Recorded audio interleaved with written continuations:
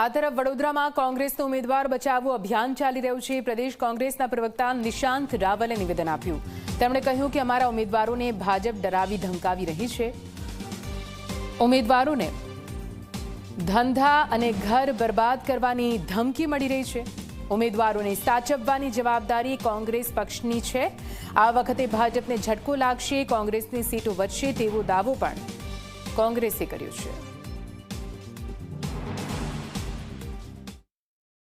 Bharatiya Janata party પાસે અઢળક રૂપિયો છે અને સાથે સાથે જે સરકારી મશીનરી છે, પોલીસ વિભાગ છે, ચૂંટણી પંચ જે રીતે ભારતીય જનતા પાર્ટીનું પપેટ બનીને કામ કરી રહી છે, એ રીતે અમારા જે ઉમેદવારો, પછી રાજકોટની વાત હોય, સુરતની વાત હોય કે પછી વડોદરાની વાત હોય કે અમદાવાદની વાત હોય, અમારા ઉમેદવારોના ટેકેદારોને પણ ગુમ કરવાનું ગઈકાલથી ચાલુ કર્યું છે। એની માહિતીઓ પણ અમારી પાસે આવી છે।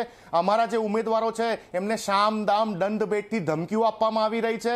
એમના ધંધા ઉપર એટેક કરીશું, એમના ઘર પર એટેક કરીશું, આ રીતની વાતો એમના ઉપર ફોન કરવામાં આવે છે। અમારા મહિલા ઉમેદવારો પર પણ ધમકીના કોલ આવી રહ્યા છે।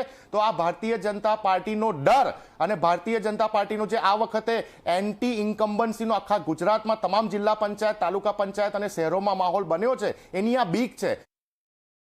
અમારા જે નવયુવાન ઉમેદવારો જે પ્રથમ વખત ચૂંટણી લડી રહ્યા છે, એ લોકોને સાચવવાની જવાબદારી ભારતીય રાષ્ટ્રીય કોંગ્રેસની હોય છે અને અમે એ કર્તવ્ય નિભાવીશું। આવતીકાલે ફોર્મ પરત ખેંચવાનો દિવસ છે। ભાજપ ગમે તેટલા હટકંડા અપનાવશે, આ વખતે તમામ જિલ્લા પંચાયતો, કોર્પોરેશનની ચૂંટણીઓમાં, તાલુકા પંચાયતમાં કોંગ્રેસની સીટો 2 થી 3 ગણી વધવાની જ છે અને એવું પરફોર્મન્સ આવવાનું છે। ભારતીય જનતા પાર્ટી જે જનતાની સામે ભ્રષ્ટાચાર કર્યો છે તમામ જગ્યા ઉપર, રાહુલજી કહે છે ડરો મત, લડો। અમારા કાર્યકર્તાઓ, અમારા ઉમેદવારો લડી રહ્યા છે। તમે ગમે તેટલું અમને ડરાવવાની કોશિશ કરશો, અમે ગભરાવાના નથી અને ચૂંટણીના મેદાનમાં તમારી સામે મજબૂતાઈથી લડવાના।